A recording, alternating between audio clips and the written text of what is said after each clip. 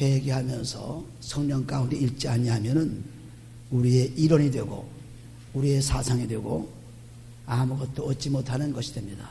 그러므로 진리는 언제나 간단합니다. 거기에 설명이 필요 없습니다. 진리는 오직 믿음뿐이죠. 진리를 알지니 진리가 너희를 자유케 하라는 로마서 8장 30절 말씀이 곧 무슨 말이냐면 요한복음 8장 30절 말씀이 우리 죄를 용서받았을 때 완전히 진리에 들어갈 수 있습니다. 그렇지 않고는 진리를 알 수가 없죠. 진리를 아무리 설명해도 설명을 할 수도 없고 알 수도 없습니다. 그러므로 진리는 오직 믿음뿐이다. 믿어야만 진리가 내 속에서 역사합니다. 요한복음 8장 31절에 진리를 알지니 진리가 너희를 자유케 하리라는 말씀 그대로 자유로운 삶이 되죠. 오늘도 7장을 보면은 1절에 보시면은 형제들아 내가 법하는 자들에게 말하노니 너희는 율법이 사람의 살 동안만 그를 주관하는 줄 알지 못하느냐. 남편 있는 여인이 그 남편 생전에 법으로 그에게 매인받으나 만일 그 남편이 죽으면 남편의 법에서 벗어났느니라. 그러므로 만일 그 남편이 생전에 다른 남자에게 가면 음부라. 이르되 남편이 죽으면 그 법에서 자유케 되나니 다른 남자에게 갈지라도 음부가 되지 아니하니라 하였습니다. 이것은 율법과 우리들과의 관계를 말합니다. 그래서 율법은 거의 죄를 다스리는 법이죠. 그래서 죄 지면 죽는 것이 율법입니다. 그러나 그리스도의 법, 복음은 죄를 용서하고 살리는 법입니다. 그래서 율법은 죽이는 법이요 복음은 살리는 법인 것입니다. 그런데 율법은 그리스도가 오심으로 말미암아 완전히 끝나게 되었죠. 갈라디아서 3장 22절 23절 보시면은 죄에 가두었던 것이 해방된 것이 그리스도가 오심으로 해방되었어요. 그러므로 이제는 율법이 죽은 거나 다름이 없다. 그러니까 율법에 매일 필요 없다. 남편이 살아있는 동안 남편이지만 죽으면 매일 필요 없고 죽으면 다른 남자에 가서 시집가도 상관이 없다. 그러나 그 율법이 있는 가운데 다른 것을 믿으면 문제가 되죠. 그러나 남편이 있는 가운데 다른 사람과 관계가 있는 문제가 됩니다. 그러나 율법이 죽고 남편이 죽고 없어졌으니 이전 법에서 해방이 되어 온전히 그리스도의 법에 매인바 되었다는 것을 새 법에 매인바 되었다는 것을 말씀합니다. 그래서 4절에 보시면 그러므로 내 형제들아 너희도 그리스도의 몸으로 말미암아 율법에 대하여 죽임을 당하였으니 이는 다른 이 곧 죽은 자 가운데서 살아나신 이에게 가서 우리로 하나님을 위하여 열매를 맺게 하려 함이니라. 우리가 육신에 있을 때에는 율법으로 말미암는 죄의 정욕이 우리 지체 중에 역사하여 우리로 사망을 위하여 열매를 맺게 하였더니 이제는 우리가 얽매였던 것에서 대하여 죽었으므로 율법에서 벗어났으니 이러므로 우리가 영의 새로운 것으로 섬길 것이요 의문에 묵은 것으로 아니할지는 알았습니다. 이 율법으로 쓰여진 법, 율법을 범하게 되면 벌이 가해지고 또 죽기까지 하는 그러한 무서운 법인데 여기서 이제는 해방이 되었다는 것은 그리스도께서 율법에서 나시고 그 율법을 완전히 죄의 법을 완전히 해방시켜 놓았기 때문에 이제는 율법에 매인받지 않고 오직 그리스도에게 순종하는 자가 되어서 이제는 영의 새로운 것을 섬길 것이요 의문의 것은 할지 아니할지라 하는 6절 말씀이 바로 그 말씀을 얘기합니다. 그러므로 이제는 율법이 완전히 그리스도가 오심으로 끝났죠. 그래서 죽은 거나 마찬가지입니다. 거기에 매일 바가 없습니다. 그래서 율법은 마음을 다스리는 법이 아닙니다. 겉을 다스리는 법이죠. 몸을 다스리는 법입니다. 그래서 여기 보신 대로 5절에 보시면 우리가 육신에 있을 때에는 율법으로 말미암는 죄의 영역이 우리 지체 중에서 역사하여 우리로 사망을 위하여 열매를 맺게 하였더니 이렇습니다. 그래서 외형적으로 예식으로 다루는 것이 율법입니다. 율법에 보면은 예식이 굉장히 많죠. 그리고 예식을 다 벗어버리게 한 것이 그리스도의 법 복음입니다. 복음은 믿음이죠. 그런 복음은 믿음을 통해서 영원히 구원받는 것이고 그리고 율법은 행함을 통해서 율법이 가진 자들만 그때 당시에 살게 되어 있습니다. 율법이 없는 자들은 양심으로 살게 되어 있지만은 그래서 7절에 보시면은 그런즉 우리가 무슨 말 하리요 율법이 죄냐 그럴 수 없느니라. 율법으로 말미암지 않고는 내가 죄를 알지 못하였으니 율법이 죄를 짓게 하는 것은 아니다. 율법을 통해서만 죄를 알게 할 뿐이지 죄를 짓게 만드는 것이 아니다는 것을 이렇게 말씀한 것입니다. 그런즉 무슨 여기 보면 무슨 말 하리요 율법이 죄냐 하는 것은 율법이 죄를 짓게 만드는 것은 아닙니다. 그러므로 율법이 있음으로 말미암아 죄가 무엇인지를 알게 되는 법이죠. 그래서 그 다음 쭉 읽어보시면 8절부터 7절부터 같이 어디까지 읽냐면은 14절까지만 같이 읽어요. 7절부터요. 그런즉 우리가 무슨 말하리요? 율법이 죄냐? 그럴 수 없느니라. 율법으로 말미암지 않고는 내가 죄를 알지 못하였으니 그 율법이 탐내지 말라 하지 아니하였다면 내가 탐심을 알지 못하였으리라. 그러나 죄가 기회를 타서 계명으로 말미암아 내 속에 각양 탐심을 이루었나니 이는 법이 없으면 죄가 죽은 것입니다. 전에 법을 깨닫지 못할 때에는 내가 살았더니 계명이 이름에 죄는 살아나고 나는 죽었도다. 생명에 이르게 할 그 계명이 내게 대하여 도리어 사망에 이르게 하는 것이 되었도다. 죄가 기회를 타서 계명으로 말미암아 나를 속이고 그것으로 나를 죽였는지라. 이로 보건대 율법도 거룩하며 계명도 거룩하며 의로우며 선하도다. 그런즉 선한 것이 내게 사망이 되었느뇨? 그럴 수 없느니라.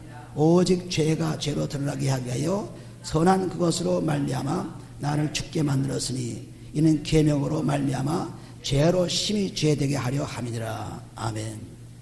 그 율법은 없으면 우리는 죄가 뭔지를 알지 못합니다. 그 율법이 있으므로 죄가 뭔지를 알죠. 탐심하지 말라 하시니까 그 탐심은 죄구나 알 수 있습니다. 그래서 율법은 죄를 가르쳐주는 법입니다. 죄를 짓게 하는 법이 아니라 죄를 알게 하는 법이죠.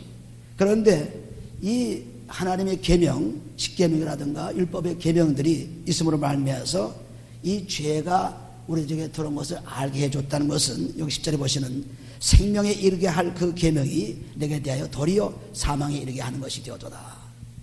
그 율법을 믿으면 살고 의에 이르고 생명에 되어야 될 텐데 오히려 율법을 통해서 우리가 죽게 되었다는 사실은 율법을 통해서 우리가 죄를 알게 되고 죄를 지면 죽게 된 것을 분명히 깨닫게 된 것을 말합니다. 죄가 기회를 타서 계명으로 말미암아 나를 속이고 그것은 나를 죽였는지 하는 것은 계명이 하지 말라 하라 하는 계명, 이 계명을 통해서 죄를 알게 되고 그 죄를 알게 되니까 나는 죽었구나. 죄를 보게 짓게 되면 죽게 되기 때문에 죽었구나 하는 것을 분명히 알 수 있는 것을 말하는 것입니다. 그래서 계명이 있음으로 말미암아 죄를 깨닫게 해준다. 그래서 율법은 우리 죄가 더욱더 죄인 것을 가르쳐준다. 점점 죄인 것을 가르쳐준다는 말씀입니다. 그래서 율법을 통해서 우리가 죄를 깨닫게 되고 죄를 알게 되니까 이젠 그 죄에서 해방되는 길을 복음으로 그리스도로 우리에게 주신 것입니다. 거기 8절에 보시면 그러나 죄가 기회를 타서 계명으로 말미암아 내 속에 각양 탐심을 이루었다 하는 것은 우리가 죄를 짓게 되면은 법이 없으면 알 수가 없어요. 근데 법이 있으므로 알게 되기 때문에 그래서 계명이 있음으로 말미암아 죄를 깨닫게 되고 죄를 깨닫게 되니까 내 죄가 굉장히 심한 것을 알게 됩니다. 무슨 일을 해도 죄 계명을 통해서 내가 죄진 것을 알 수 있습니다. 탐심하지 말라 하는 거기에도 그 죄가 있기 때문에 내가 탐심한 것을 알게 되고 가장 죄들이 다 드러나게 되는 이유가 율법 때문에 드러납니다. 그래서 율법은 죄를 우리 깨닫게 해주는 겁니다. 로마서 3장 20절에 보시면 그 말씀이 분명히 기록되어 있죠. 율법을 통해서는 절대로 우리가 죄 없다를 받지 못한다. 어렵게 될 수 없다. 그러나 율법은 우리를 하여금 죄를 깨닫게 해준 법이다. 그래서 완전히 이제는 율법이 그리스도를 통해서 완전히 죽었습니다. 그리스도를 통해서 완전히 이루어졌습니다. 그러므로 이제 율법 속에서 사는 사람이 아니고 육신과 그런 것에서 외형 행동으로 사는 것이 아니고 우리가 로마서 2장 29절 말씀처럼 내 마음을 할례를 하라. 외부적으로 형식으로 할례하지 말고 육신에 묶여서 할례하지 말고 내 마음에 할례라는 것은 우리 마음을 완전히 그리스도의 피로 죄사함 받고 바꾸라는 말씀입니다. 그래서 의문으로 외형으로 하는 것에서 벗어나서 이제 온전히 하나님의 참된 진리의 말씀 속에 들어가는 그리스도 안으로 들어가는 그런 것을 지금 가르쳐주고 있습니다. 거기 보면 12절에 보시면 이러보건대 율법도 거룩하며 계명도 거룩하며 의로우며 선하도다 하는 것은 율법을 통해서 우리가 죄를 깨닫기 때문에 그것 율법도 거룩하고 계명도 거룩하고 의롭다 하는 말씀한 것입니다. 그것을 통해서 의롭게 된다는 말씀이 아니라 우리가 죄를 깨닫게 해주는 그것으로서 율법도 자기 할 일을 다 했습니다. 그리고 율법도 영적입니다. 왜냐하면 하나님의 입김을 통해서 성경을 다 썼기 때문에 디모데후서 3장 10절에 말씀하신 것처럼 하나님의 성경은 하나님의 입김을 통해 쓴 것입니다. 그러므로 율법도 하나님의 계명으로 오신 것이기 때문에 신령하다, 영적이다 이런 말씀하고 있습니다. 그러나 그러한 율법을 통해서는 절대로 우리가 의롭게 될 수가 없다, 구원받을 수가 없다, 영적으로 살 수가 없다는 것을 말씀하고 있습니다. 그렇기 때문에 그리스도께서 오셨습니다. 14절 보시면 우리가 율법은 신령한 줄 알거니와 나는 육신에 속하여 죄 아래 팔려들었습니다. 우리가 육신에 속해 있다는 것은 시기와 분쟁 속에서 사는 것입니다. 고린도서 3장 3절에 보시면 시기와 분쟁이 있는 사람이 바로 육신에 배인 사람을 그랬습니다. 시기와 분쟁 속에 이렇게 죄지는 육체 속에 사는 법이, 그것을 다루는 법이 율법이었어요. 이제 그 율법에서 해방되어서 온전히 우리의 마음이 그리스도의 법으로 바뀌어지는 그런 축복을 누리게 된 것입니다. 그러나 율법이 없이는 그걸 할 수가 없죠. 율법을 통해서만 그리스도가 오시겠다고 약속되었기 때문에 그렇습니다. 15절에 나의 행하는 것을 내가 알지 못하느냐 곧 원하는 이것은 행하지 아니하고 도리어 미워하는 것을 함이라. 만일 내가 원치 아니하는 것을 하면 내가 이로 율법에 선한 것을 시인하노니 이제는 이것을 행하는 자가 내가 아니요 내 속에 거하는 죄니라. 내 속 그 내 육신에 속하는 것이 거하지 아니하는 줄을 아노니 원함은 내게 있으나 선을 행하는 것은 없노라. 내가 원하는 바 선은 하지 아니하고 도리어 원치 아니하는 바 악은 행하는도다. 만일 내가 원치 아니하는 것을 하면 이를 행하는 자가 내가 아니요 내 속에 거하는 죄니라. 여기 말씀하신 이 말씀은 마음으로는 선을 행하고 싶지만은 그러나 실제 육신은 그렇게 행동을 못합니다. 마음으로는 하고 싶지만은 그 마음의 법이 뭐냐면 양심의 법이죠. 우리가 로마서 2장 13절 14절 15절 말씀 보면 양심의 법, 우리 마음의 법입니다. 하나님께서 우리가 타락할 때 하나님의 말씀을 순종하지 않을 때 주신 것이 이 양심의 법입니다. 창세기 3장 6절 이하의 말씀이 기록된 말씀이죠. 그래서 이렇게 양심의 법이 선한 것을 따르려고 애를 씁니다. 하나님 뜻대로 살려고 애를 씁니다. 또 유대인들은 율법이 있어서 그 율법을 통해서 죄가 무엇인지를 압니다. 마음으로 알지만은 실제로 행동해 보니까 악한 것만 하는 것입니다. 우리가 그렇죠. 우리가 마음으로는 참 이건 하면 안 되는데 이건 죄인데 율법이 없다 하더라도 양심 있는 사람 그렇게 알 수 있죠. 율법 있는 사람 더 잘 알 수 있죠. 율법으로 죄가 기록되어 있으니까. 그러니까 마음으로는 참 이거 해서 안 되는데 그러나 하고 보면은 전부 죄죠. 하고 보면은 남한테 이롭게 하지 않고 해를 끼치고 하고 보면은 내가 잘못한 것을 알 수 있습니다. 그런데 도저히 어떻게 할 수가 없어요. 마음은 참 원치만은 그러나 행한 것 보면 악이다 하는 것을 지금 사도 바울이 자기가 지금 그 처해 있는 자기 상황을 얘기합니다. 내가 참 선을 행하려고 하지만 내게 나온 것은 악밖에 안 나오는구나. 그런데 그 악은 뭐냐면 죄 때문에 이렇게 나오는구나. 죄가 하는 것이 내가 하는 것이 아니다 그랬습니다. 죄가 하는 것이. 이것을 잘 하셔야 돼요. 지금 내가 하고 싶은 것을 하지 못하는 이유가 죄 때문에 못하는 죄 때문에 하고 싶은 일을 못하는 이유가. 그래서 갈라디아서 5장 10절 이하에 보시면은 죄의 법과 성령의 법이 우리 마음에서 갈등을 일으킨다 그랬죠. 싸운다 그랬습니다. 그래서 어느 한 가지가 져야 되죠. 성령이 이기든가 죄가 이기든가 둘 중에 한 가지. 죄가 이기면은 세상에 나와서 완전히 죄인으로 죽고 말지만은 성령이 이기면은 하늘나라의 축복을 받는 사람이 되는 것입니다. 그래서 마음으로는 굉장히 원하지만은 하고 보면 좀 악이에요. 하고 보면. 그런데 그거 하는 것이 누구냐? 내가 아니고 죄다 그랬습니다. 죄가 그렇게 하는 것이 내가 하고 하는 것이 아닙니다. 죄 때문에 그런 거예요. 죄가 누굽니까? 마귀, 그 말, 거짓말장이 마귀죠. 마귀 때문에 그렇게 하는 것입니다. 여기 말씀은 분명히 19절에 보시면 내가 원하는 것만은 선은 하지 아니하고 도리어 원치 아니하는 바 악은 행한도다. 만일 내가 원치 아니하는 것을 하면 이를 행하는 자가 내가 아니요 내 속에 거하는 죄니라 했습니다. 그러니까 죄가 행함을 자꾸 나쁜 짓을 하기 때문에 마음은 그렇지 않은데 요 죄만 없애주면은 어떻게 되겠어요? 얼마든지 선한 일을 할 수 있죠. 이제 그 말씀을 하시기 위해서 지금 말씀하는 거예요. 21절 보시면은 그러므로 내가 한 법을 깨달았으니 이 곧 선을 행하는 원하는 나에게 악이 함께 있는 것이로다. 내가 가만히 살펴보니까 선을 행하자 하는데 악이 있기 때문에 도리어 선을 행하지 못하고 악만 행하는구나. 그것이 내 속 사람으로는, 여기 22절에 내 속 사람으로는 하나님의 법을 즐거워하되 내 지체 속에 한 다른 법이 내 마음 법과 싸워서 그렇습니다. 속 사람은, 내 속에 있는 사람은 양심이죠. 내 속에 있는 사람은 유대의 율법이죠. 그 율법은, 양심은 어떻게든 선한 일을 하려고 애를 쓰는 법이 있으나, 그러나 내 육체의 법, 육체의 정욕, 육체의 시기, 육체의 분쟁, 육체로 나오는 그런 분쟁, 그러한 정욕은, 욕심은 어떻게 할 수가 없다. 그 법이 둘이 싸우는 겁니다. 양심의 법과 육신의 법이, 율법과 복음의 법이 싸우는 거죠. 그래서 보면 내 마음의 법과 싸워 내 지체 속에 있는 죄의 법 아래 나를 사로잡아 오는 것을 보는도다 그랬습니다. 그러므로 그렇게 싸우다 보면은 도저히 죄에 이를 수 없습니다. 죄에 지고 말아요. 그러니까 수많은 사람들이 죄를 짓죠. 또 잘못하고 또 잘못하고 또 죄 짓고 또 죄 짓고 또 나쁜 일하고 또 나쁜 일 합니다. 왜냐하면 이길 수가 없어요. 우리 힘으로는, 우리 양심의 힘으로는, 율법으로는 이길 수가 없습니다. 그렇기 때문에 이 두 법이 싸우지만은 결국 이기는 것은 죄입니다. 그러니까 법과 싸워, 여기 보면은 내 지체 속에 한 다른 법이 내 마음의 법과 싸워 내 지체 속에 있는 죄의 법 아래 나를 사로잡아 오는 것을 본도다. 그러므로 율법은 죄를 해결할 수 없다. 그러므로 양심은 죄를 해결할 수 없다. 이것을 분명히 지금 말씀하고 있어요. 율법도 양심도 죄에 이길 자가 없다. 그러므로 이길 자가 누구냐 하는 것을 지금 말씀하고 있고, 그 다음에 23절에 보면은, 24절에 보시면은 오호라 나는 곤고한 사람이로다. 이 사망의 몸에서 누가 나를 건져내라. 내가 보니까 참으로는 비참한 사람이구나, 어리석은 사람이구나. 이 두 법에 싸워서 꼼짝 못하는구나.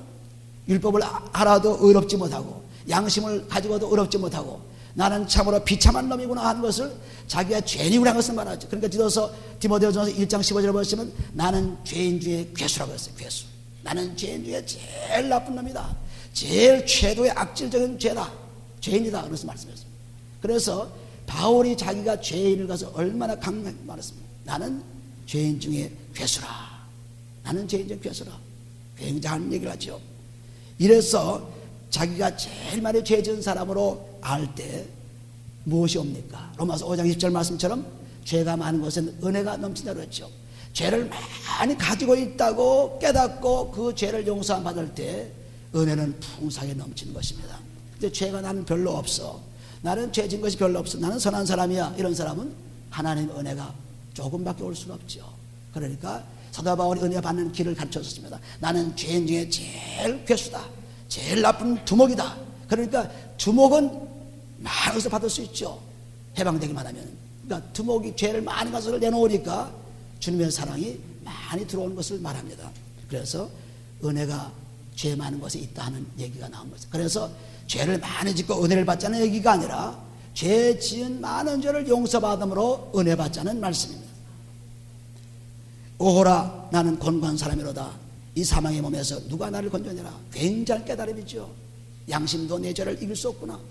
율법 내 죄를 이길 수 없구나. 나는 비참한 놈이구나. 나는 갈 데가 없는 놈이구나. 나는 사는 초가 있는 놈이구나. 나는 버린 놈이구나. 나는 괴수 중에 괴수구나 하는 것을 깨닫는 것입니다. 이 깨달음을 통해서 인생은 바뀌어져요. 이 깨달음이 없으면 인생이 바뀌어지지 않습니다. 깨달음. 그래서 24절에 그렇게 깨닫고 25절에 보시면 같이 읽어요. 우리 주 예수 그리스도로 말미암아 하나님께 감사하려다. 그런즉 내 자신이 마음으로는 하나님의 법을, 육신으로는 죄법을 상면하였습니다.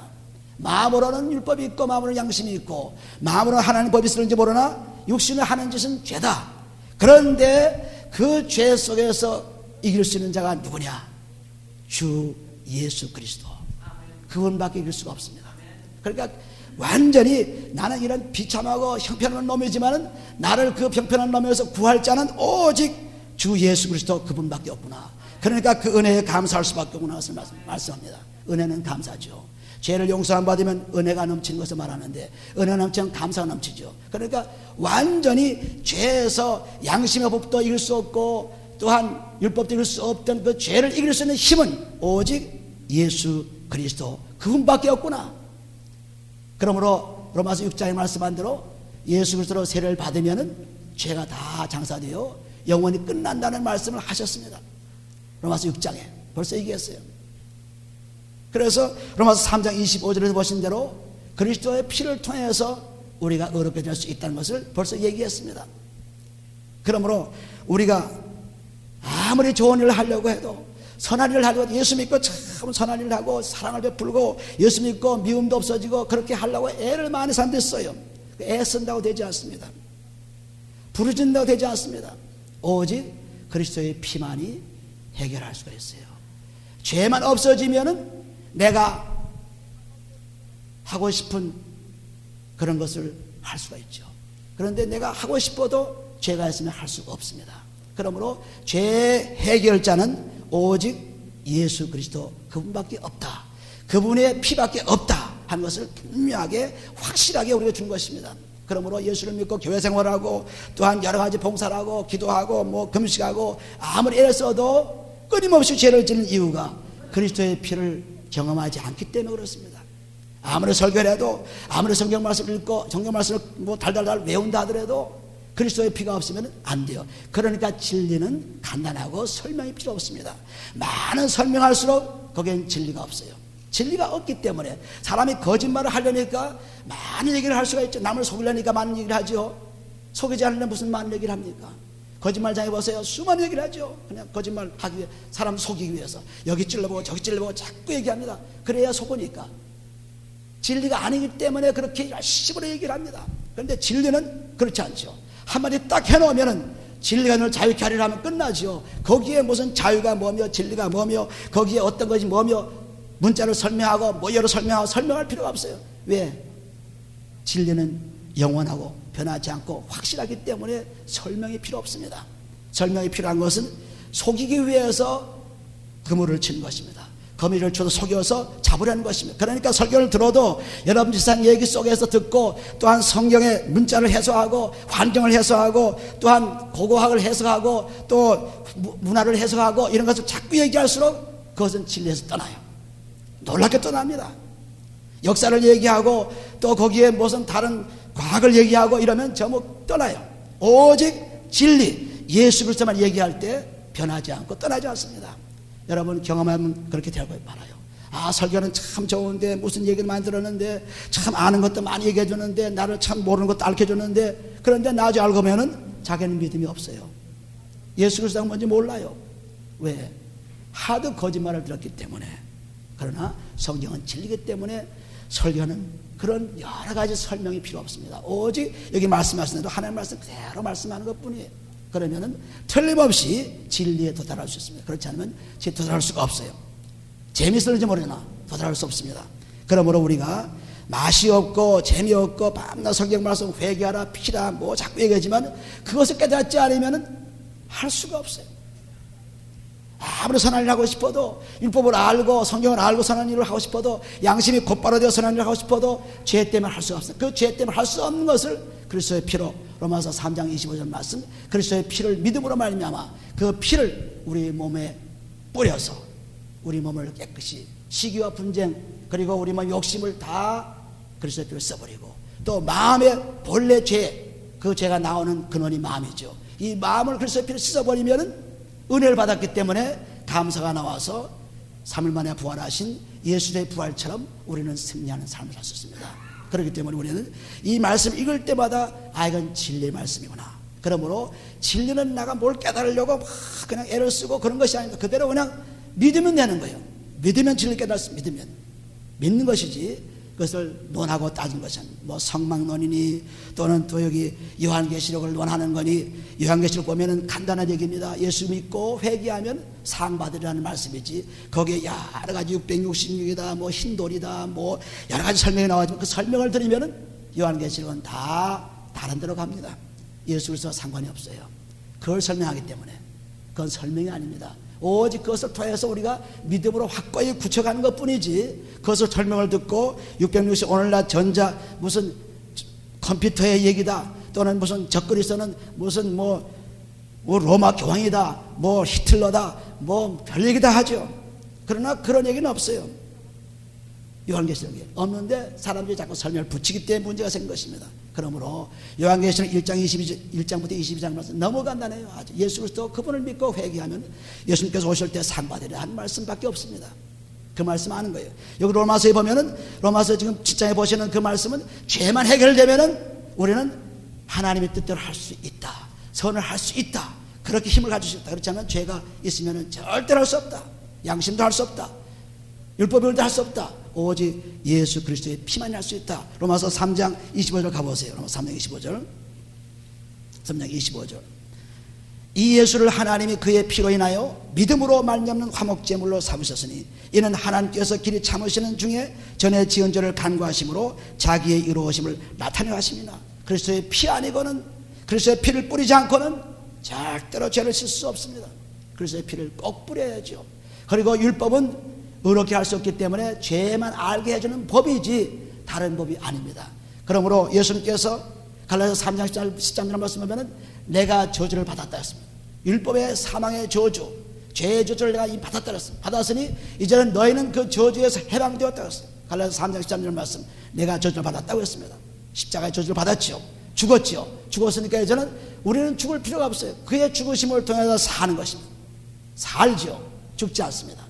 이것이 갈라디아서 3장에 기록된 말씀이죠. 3장 22절에도 기록되고 23절에 기록되었습니다. 그래서 우리가 율법을 가지고 자꾸 얘기하는 사람들 보면은 한심하게 짜였어요. 레위기를 설명하면서, 제사법을 설명하면서, 또 뭐 민수기의 통계획을 설명하면서 계속해서 그리스도를 빼놓고 그런 설명에 집착하게 됩니다.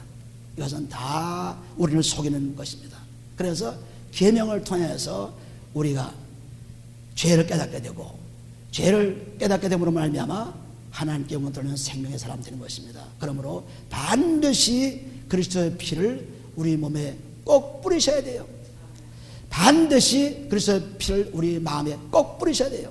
뿌리고 나면은 은혜 속에서 감사가 나옵니다. 내 죄를 용서받았는데 감사 안 할 자가 어디 있어요? 내 불편했던 마음이 새로워졌는데 감사 안 할 자가 어디 있어요?